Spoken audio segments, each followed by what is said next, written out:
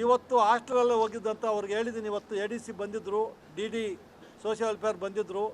15 ದಿವಸದಲ್ಲಿ 2 hostel change ಮಾಡಲೇಬೇಕು. ಅದು ಒಳ್ಳೆ ಈ ಥರ ಇತ್ತು. ನಮ್ಮ ಕ್ಯಾಮ್ರಾಗಳು ನನ್ನ ಟೇಬಲ್ ಮೇಲೆ ಇದ್ದಂಗೆ ಆ ಮಕ್ಕಳು ಆ ಥರ ಅಲ್ಲೇ ತಿನ್ನಬೇಕು, ಟೇಬಲ್ ಮೇಲೆ ತಿನ್ನಬೇಕು, ಏನು ಬೆಡ್ ಮೇಲೆ ಅಲ್ಲೇ ಓದಬೇಕು, ಅಲ್ಲೇ ಮಲಗಬೇಕು, ಬಟ್ಟೆ ಇಟ್ಕೊಳ್ಳೋಕ್ಕೂ ಅಲ್ಲೇ.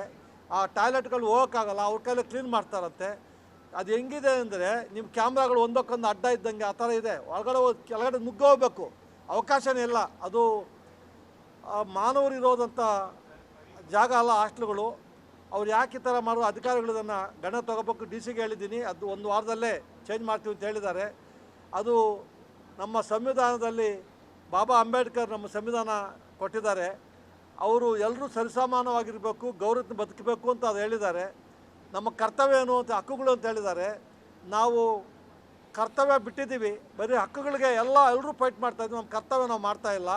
ಎಲ್ಲ ಒಂದು ಕಡೆ ಅವರು ಸಮಾಜ ಈಕ್ವಲ್ ಆಗಿರ್ಬೇಕು ಅನ್ನೋ ಜೊತೆಗೆ ಇಲ್ಲಿ ವಿರುದ್ಧವಾಗಿ ನಡೀತಾ ಇದೆ. ಹಾಸ್ಟೆಲ್ಗಳಲ್ಲಿ ಗೌರವತೆ ಬರಬೇಕು, ಅದು ವಿರುದ್ಧವಾಗಿ ನಡೀತಾ ಇದೆ. ನಾನು ಅಲ್ಲೇ ಹೇಳಿದ್ದೀನಿ, ಅದೆಲ್ಲ ಸರಿ ಮಾಡದೇ ಇದ್ದರೆ ನಾನು ಅವ್ರ ಮೇಲೆ ಆ್ಯಕ್ಷನ್ ತೊಗೊತೀನಿ. ಇವಾಗ 1 ವಾರದಲ್ಲಿ ಚೇಂಜ್ ಮಾಡ್ಬೇಕಂತ ಹೇಳಿನಿ. ಆ ಮಕ್ಕಳಿಗೆಲ್ರಿಗೂ ನಮ್ಮ ನಂಬರ್ ಕೊಟ್ಟಿದ್ದೀನಿ. ನೀವು 15 ಡೇಸ್ ನೋಡ್ರಮ್ಮ, ಮಾಡದೇ ಇದ್ದು ನನಗೆ ಕಂಪ್ಲೇಂಟ್ ಕೊಡಿ, ನಾನು ಅವ್ರ ಮೇಲೆ ಆ್ಯಕ್ಷನ್ ನಿರ್ದಾಕ್ಷಿಣ್ಯ ತೊಗೊತೀನಿ ಅಂತ ಹೇಳಿದ್ದೀನಿ. ಈ ಥರ ಸುಮಾರು ಪಬ್ಲಿಕ್ ಇಂಟ್ರೆಸ್ಟ್ ಎಲ್ಲೆಲ್ಲಿದೆಯೋ ನಿಮ್ಮ ಪೇಪರಲ್ಲಿ ಬಂದಿದ್ದು ನಾನು ತೊಗೊತೀನಿ. ಹಾಲ್ನಲ್ಲಿ ಸ್ಲಮ್ಮಲ್ಲಿ ಲೈಟ್ ಇಲ್ಲ ಅಂಥೇಳಿ ಅಲ್ಲಿನ ಸಾಯಂಕಾಲ ಬರಬೇಕಾದ್ರೆ ಪಾಪ ಬಂದು ಹೇಳಿದ್ರು, ಇವತ್ತು ಲೈಟ್ ಹಾಕ್ಸಿದ್ದೀವಿ. ಅಲ್ಲಿ ಹಾಸ್ಟ್ಲಲ್ಲಿ ಹೆಣ್ಮಕ್ಳಿಗೆ ನಾವು ಹೋದಾಗ ನೈಟು 10 ಗಂಟೆ ಕತ್ತಲಿತ್ತು, ನಾಯಿಗಳು ಬರ್ತಾಯಿತ್ತು, ನಾಯಿಗಳು ಸರಿ ಮಾಡಬೇಕು ಅಂತ ಹೇಳಿದ್ವಿ. ಅಲ್ಲೂ ಲೈಟ್ಗಳು ಹಾಕ್ಸಿದ್ವಿ. ನೆನ್ನೆಯಿಂದ ಇವತ್ತು ಲೈಟ್ ಹಾಕ್ಬಿಟ್ಟಾರೆ, ಹೊಸ ಲೈಟು. ಇವುಗಳು 2 ಪಂಚಾಯತಿಯಲ್ಲಿ ಕೇಸ್ ರಿಜಿಸ್ಟರ್ ಮಾಡಿದ್ದೀನಿ. ಅವರು ಡ್ರೈನೇಜ್ ಕ್ಲೀನ್ ಮಾಡಬೇಕು. ಆಮೇಲೆ ಕುಡಿಯೋ ನೀರು ಇಂಪಾರ್ಟೆಂಟ್, ಬೇಸಿಗೆಕಾಲ ಬರ್ತಾಯಿದೆ. ಕುಡಿಯೋ ನೀರು ಎಲ್ಲೂ ತೊಂದರೆ ಆಗಬಾರ್ದು ಯಾವ ಹಳ್ಳಿಯಲ್ಲೂ, ಅದು ಸ್ಟ್ರಿಕ್ಟಾಗಿ ಹೇಳಿದ್ದೀನಿ. ಆಮೇಲೆ ಇಂಗುಗುಂಡಿ ಗಲೀಜು ನೀರೆಲ್ಲ ತೊಗೊಂಡೋಗಿ ರೋಡಿಗೆ ಬಿಡೋದು, ಕೆರೆಗೆ ಬಿಡೋದು ಮಾಡಬಾರ್ದು, ಇಂಗುಗುಂಡಿ ಮಾಡಬೇಕು ಅಂತ ಹೇಳಿದ್ದೀನಿ. ಎಲ್ಲ ಏನು ಜನಹಿತವಾದ ಕೆಲಸಗಳಿದೆಯೋ ಅದೆಲ್ಲ ಅವರು ಮಾಡಬೇಕು ಅಂತೇಳಿ. ಇನ್ನೊಂದು ನನಗೆ ನೋಟಿಸ್ ಮಾಡಿದೆ ನಿನ್ನೆಯಿಂದ. ನಾನು ಒಂದು RTO ಕೇಸ್ ರಿಜಿಸ್ಟರ್ ಮಾಡಿದ್ದೀನಿ, ಎಲ್ಲ ಮಾಡಿದ್ದೀವಿ ಅಂತ ಹೇಳಿದ್ರು ಅವರು. 2 ಪಾಯಿಂಟ್ ಮಾಡಿಲ್ಲ ಅಂತ ಕೇಸ್ ನಾವು ಕ್ಲೋಸ್ ಮಾಡಿಲ್ಲ. ಒಂದು,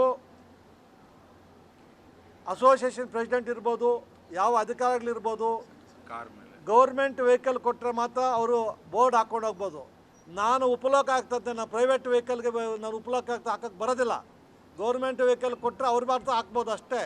ಆ ಥರ ನೇಮ್ ಬೋರ್ಡು ಇಲ್ಲಿಗಲ್ ಹಾಕಿದ್ರೆ ತೆಗಿಬೇಕು ಅಂತ ಆರ್ಡರ್ ಮಾಡಿದ್ದೀನಿ. ಅವ್ರಿಗೆ ಟೈಮ್ ಕೊಟ್ಟಿದ್ದೀನಿ 15 ದಿವಸ. ಈ ಸಂಘಗಳು ಅವರು ಇವ್ರು ಏನೋ ಮಾಡ್ಕೊಂಡಿರ್ತಾರೆ, ಅವೆಲ್ಲ ತೆಗಿಬೇಕು ಅಂತ ಹೇಳಿದ್ದೀನಿ. ತೆಗೆದೇ ಮೇಲೆ ನಿರ್ದಾಕ್ಷಿಣ್ಯ ಕ್ರಮ ತಗೋತೀನಿ. ಅದಕ್ಕೆ ನನ್ನ ಮುಂದೆ ಎನ್ಕ್ವೈರಿ ಇದೆ. 5 ಜನ ಡಾಕ್ಟ್ರುಗಳನ್ನು ನಾವು ಅರೆಸ್ಟ್ ಮಾಡಿಸಿದ್ದೀವಿ. ಅದು ಏನೋ ಬೇಲ್ ತೊಗೊಂಡಿದಂತೆ, 2 ಇನ್ನೂ ಅರೆಸ್ಟ್ ಆಗಿಲ್ಲ. ಅವರು ಏನೋ ಬೇಲಿಗೆ ಪ್ರಯತ್ನ ಮಾಡ್ತಾ ಇದ್ದಾರಂತೆ. ಆ್ಯಕ್ಷನ್ ತೊಗೊಂಡಿದ್ದೀವಿ. ನಮ್ಮ ಕನ್ಸರ್ನ್ DHOನ ಕರೆಸಿದ್ದೀವಿ, THOನ ಕರೆಸಿದ್ದೀವಿ, ತಾಲೂಕು ಆಫೀಸರ್ನ ಕರೆಸಿದ್ದೀವಿ.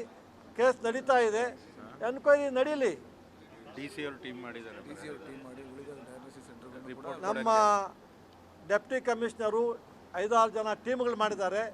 ಆಮೇಲೆ ವಿವಿಧ ಎಲ್ಲ ತಾಲೂಕಲ್ಲಿ ಟೀಮ್ಗಳು ಮಾಡಿ ಎನ್ಕ್ವೈರಿ ಮಾಡಿ ತಹಸೀಲ್ದಾರ್ ಮಾಡಿಸಿ ಎಲ್ಲ ತಾಲೂಕಲ್ಲಿ 7 ತಾಲೂಕಲ್ಲಿ ಎನ್ಕ್ವೈರಿ ಮಾಡ್ತಾರೆ. ಆ ಥರ ಏನೋ ಇನ್ನೂ ಬೇರೆ ತಾಲೂಕಲ್ಲಿ ಇದೆಯಾ ಅಂತ ಎನ್ಕ್ವೈರಿ ನಡೀತಾ ಇದೆ.